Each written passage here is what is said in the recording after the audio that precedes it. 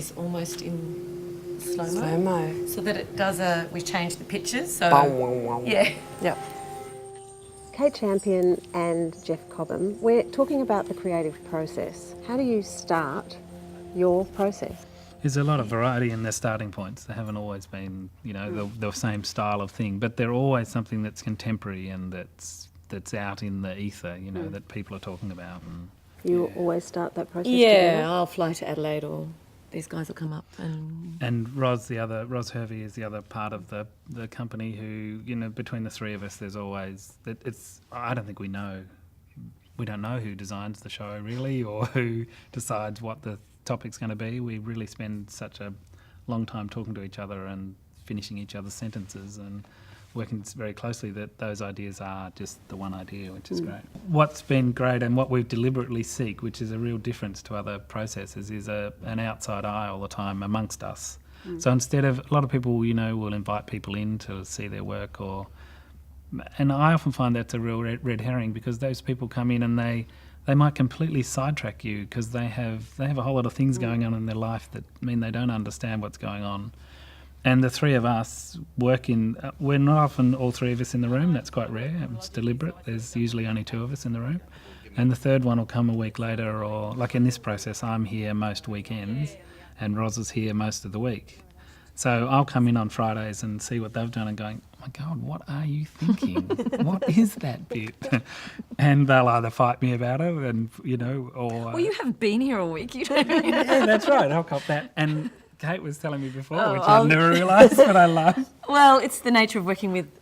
Yes, there are three of us, but two of them are a couple. Yeah. So when they are in town at the same time and we're all rehearsing, they'll go home and I'll go home and they come in the morning and I know. They've ganged up. They've ganged up and they've had some, will you do that? Will you try and get her to believe this?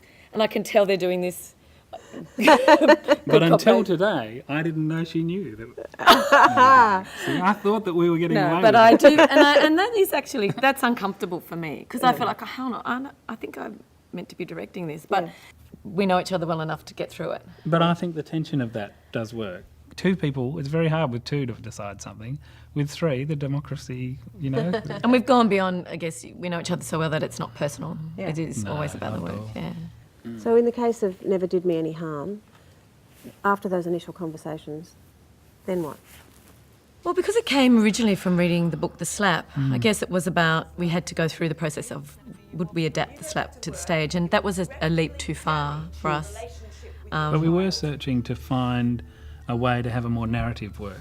And then when you talk about the subject matter or various subject matters that are in The Slap, how contentious it is and how volatile people become, and that immediately feels theatrical. And then how does that start to translate itself, relocate itself into a physical world and a visual world?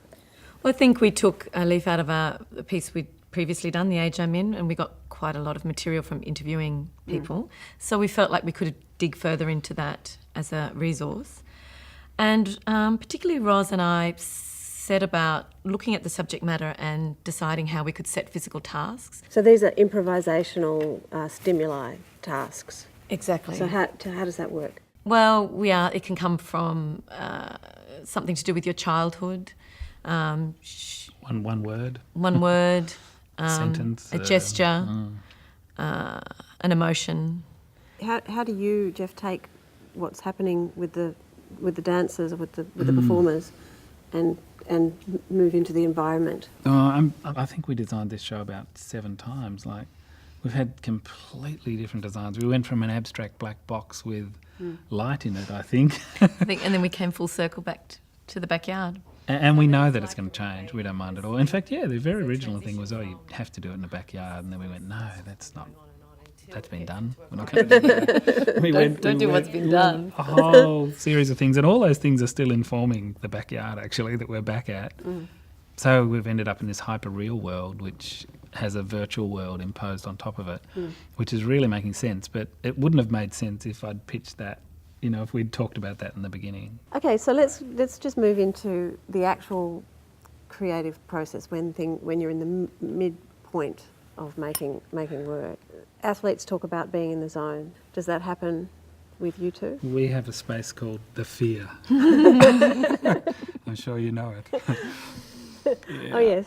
Yeah. The horrible fear that, everything that you've thought was brilliant is completely hopeless, or not resonating or is not going to resonate. And that's what's beautiful about having three people, that the three of us are so supportive of each other and have a sense of humour in common that overcomes that fear. Okay, so then the final stages of the process, the transition into the theatre.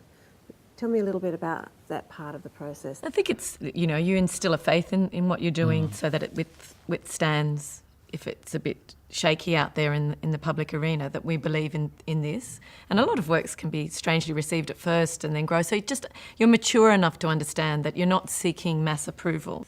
And the thing of, trying very hard to realise that not all theatre you make is going to be amazing. And, failure's something that is, seen as this big voodoo, but it's going to happen. And not every show is going to be, your best show. And trying to keep that realistic and to be able to say amongst the three of us that, to not be going, it wasn't as good as the last one. Well, there are important works that aren't, I guess, what you call crowd pleasers that you had to make, and they're still very important, and they were part of a longer trajectory of your creative development, and we totally embrace that.